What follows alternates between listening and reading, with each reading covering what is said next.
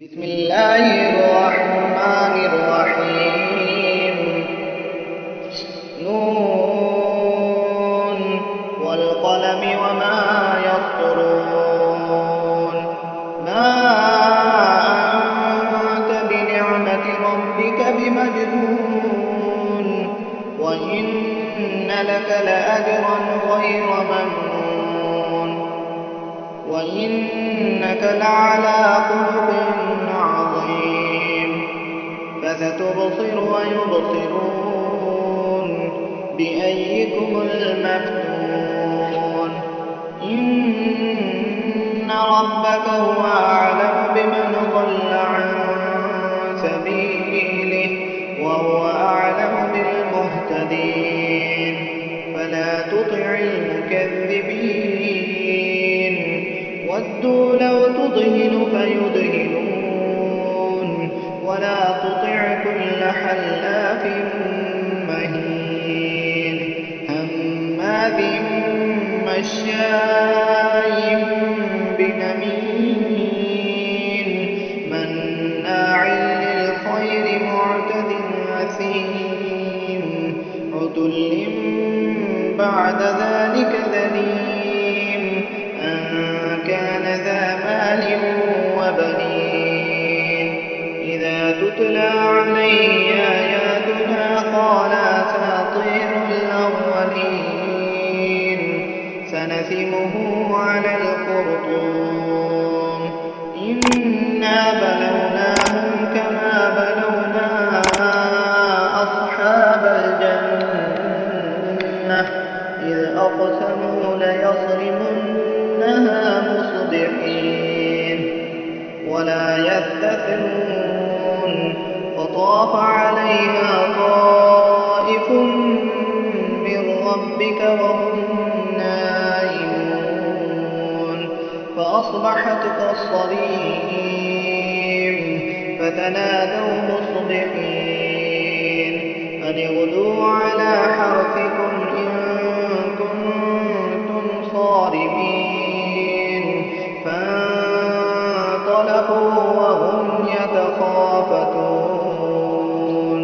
ألا يدخلنها اليوم عليكم مسكين وغدوا على حرد قادرين فلما رأوها قالوا إنا لضالون بل نحن محرومون قال أوسطهم ألم أقل لكم لولا تسبحون قالوا سبحان ربنا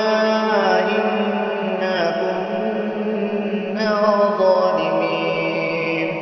فأقبل بعضهم على بعض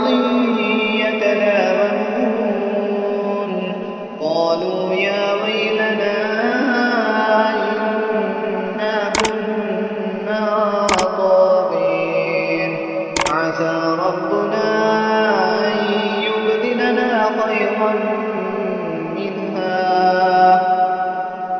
أن يبدلنا خيرا منها إنا إلى ربنا راغبون كذلك العذاب ولعذاب الآخرة أكبر لو كانوا يعلمون إن للمتقين عند ربهم جنات النعيم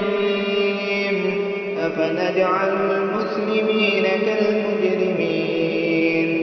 ما لكم كيف تحكمون أم لكم كتاب فيه تدرسون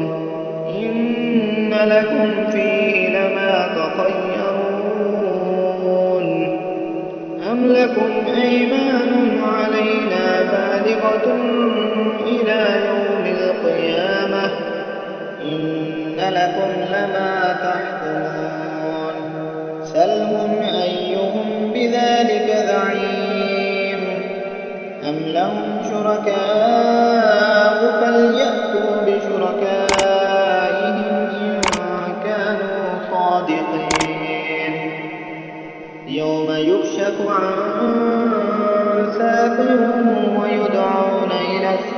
فلا يستطيعون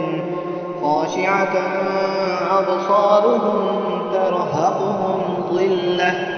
وقد كانوا يدعون إلى السجود وهم سالمون